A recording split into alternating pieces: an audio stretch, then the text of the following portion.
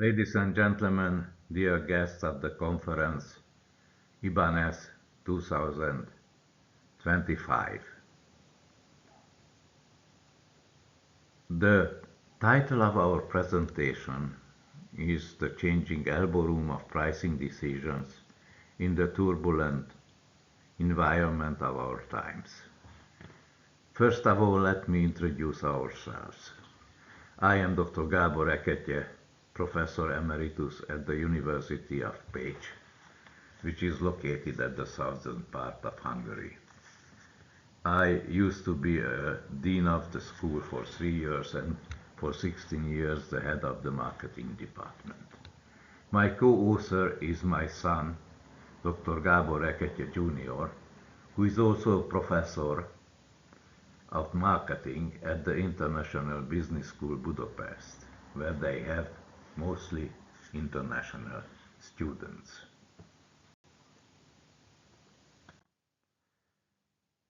Let's start the presentation. In the beginning, I would like to define the elbow room of pricing decisions. Usually, companies, when setting prices, they have to consider two limits of the price settings. The lower limit or the floor of the price setting is given by the unit cost of the production of these products. This unit cost can be the unit variable cost or the unit total cost. For a short period of time, it is also possible that the companies can set the prices based on the unit variable cost. But for the longer time, it is necessary that the unit total cost should be taken into consideration. Otherwise, the revenue of the company will not cover the cost of the company. The upper limit of the border of price setting is the market itself. That is the willingness of the customers to accept these given prices. If companies set their prices outside of these two limits, then they have troubles. If they set higher prices than the upper limit, then the sales will decrease, since less and less customers will be willing to accept these prices. If they set the prices below the lower limit, then they are selling their products below the cost, so that they will produce losses.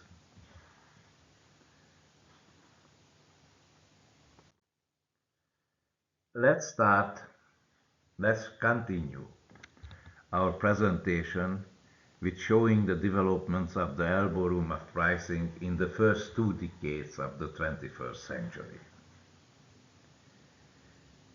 The first 2 decades of the 21st century were characterized by the appearance of the so-called Industrial Revolution 4.0. This revolution and the methods and means and techniques of this revolution, like digitalization, big data analysis, cloud computing, artificial intelligence, Internet of Things, 3D pressing, etc., they resulted in the fact that better and better products could be produced, and satisfying of the customer needs could be made at a higher level. We can suppose that the majority of customers would accept higher prices if their needs are satisfied at a higher level. So we believe that the upper level of the upper border of the price setting was moving upwards. Talking about the lower level of the price setting, we can state that the methods and techniques of this industry 4 also resulted in the reduction of the unit costs because the production could be much smarter and more efficient.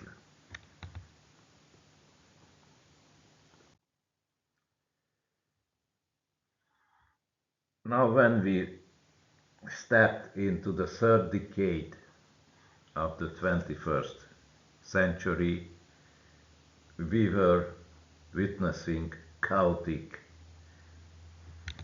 phenomena, events, which started with the pandemic in 2019. This pandemic was a global event and then forced almost all the governments to introduce several and severe measures to slow down the dangerous effect of the pandemic. These health measures had significant economic and pricing consequences. They resulted in decreased production of products and services, and sometimes even went there so that some business units had to be shut down, and there were supply difficulties, and the global value chains were damaged or disrupted. There were only one advantageous part of this pandemic. It was the fact that the Earth's pollution has decreased. After many decades of increased pollution, the pandemic caused a significant decrease of the pollution. From the pricing point of view, we could differentiate three types of companies according how they were affected by the global pandemic.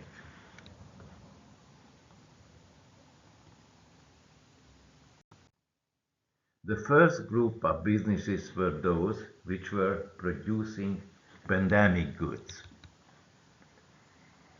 These companies were experiencing a sharp increase in the demand for the goods they produced.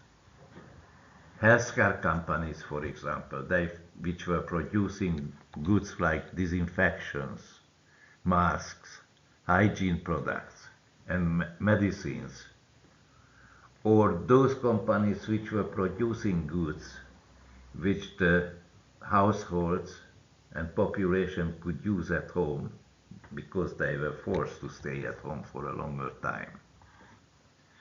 These products, including the healthcare and these home products, could be considered at the time as emergency goods. In the case of emergency goods, customers don't care for the prices. They pay any price for the goods which they need at this time. So talking about the elbow room of pricing for these companies, the upper border of this elbow room has gone much higher than in normal times. So the companies could increase the profit margin significantly. With these price increases, which were accepted by the customers, sometimes they got into the trouble of losing their reputation, and sometimes getting into legal consequences. The second group of industries were those which demand decreased significantly or disappeared almost totally. This is the tourism. The tourism industry has always been affected by natural disasters and health crises, but in most cases, earlier these effects were local. But this time, these effects were global. Accompanying businesses like airline industries, hotel businesses, restaurants also belong to this group. The global nature of this COVID-19 crisis has caused a domino effect in that industry that has profoundly affected the entire industry at a systematic level. For tourism and the accompanying companies, the upper end of the pricing zone has disappeared. They could not sell their services at even very low prices, or could even maintain the bargain-seeking customers only.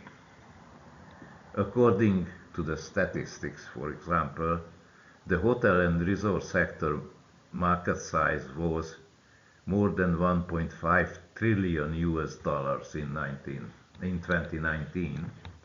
As a result of the coronavirus pandemic, the market size dropped below 1 trillion in 2020 and in 2021.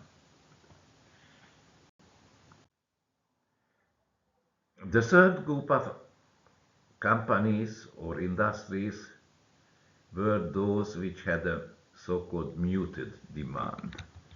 Industries like the home improvement, consumer electronics were not directly affected by the COVID-19, but they also felt the impact of a general slowdown.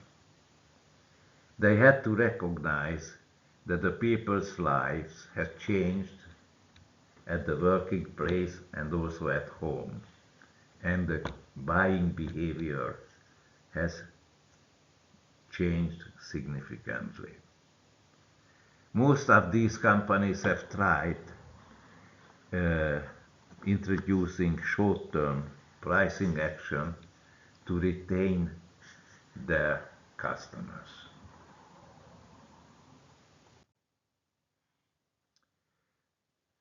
When the pandemic was over, or at least slowed down,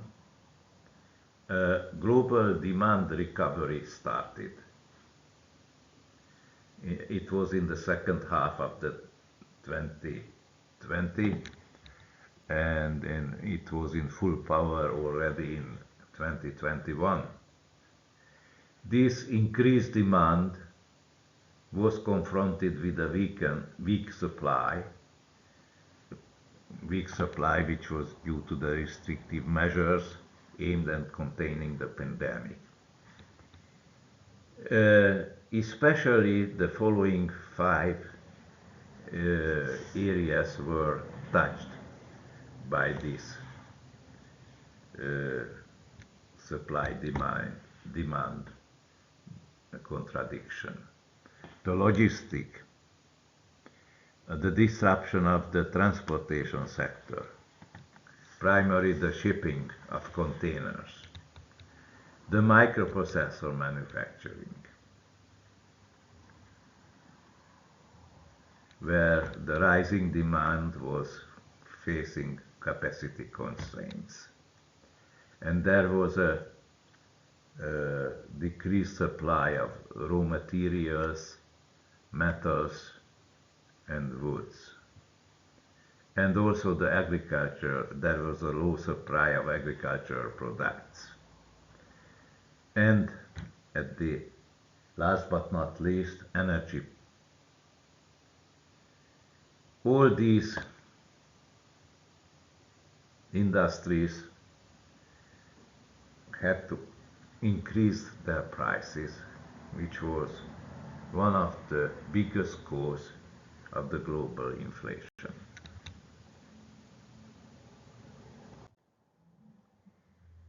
Let's have a look at the energy prices. Here you can see a graph showing the development of the energy prices from 2018 till 2025. You can see the development of the gas prices, electricity prices, and oil prices. You can see that in 2020, due to the pandemic, we had a very low price. We had very low prices. Here we can say that there was 1 week or 2 weeks when the crude oil had a negative price, which never happened in the history of economy.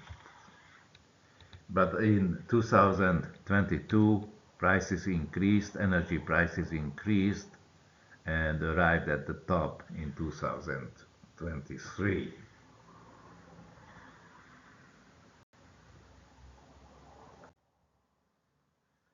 So the inflation started in 22-21. Here in this table you can see the inflation between 2016 and 2022 in the European Union and in the world.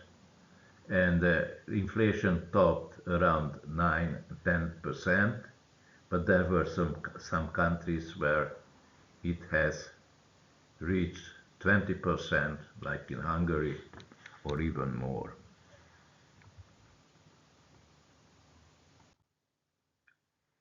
So the conclusion for pricing in these turbulent times, during pandemic, inflation, and now also the Russian-Ukraine war.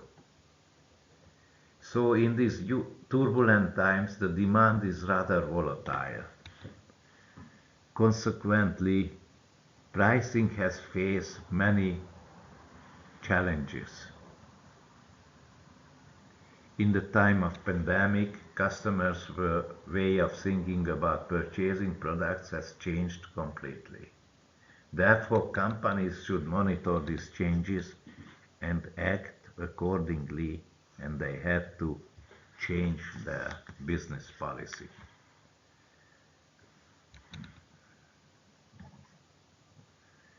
And then you can see it in the next figure, that the borders of the price setting has moved upwards. However, the gap between the two extremes remained large enough to use different pricing methods and introduce new innovative ways of price settings. The business policies, disrupting business policies, were used based on new pricing methods or old pricing methods used in a new way. But this is the topic of a new presentation. So, ladies and gentlemen, thanks for your kind attention.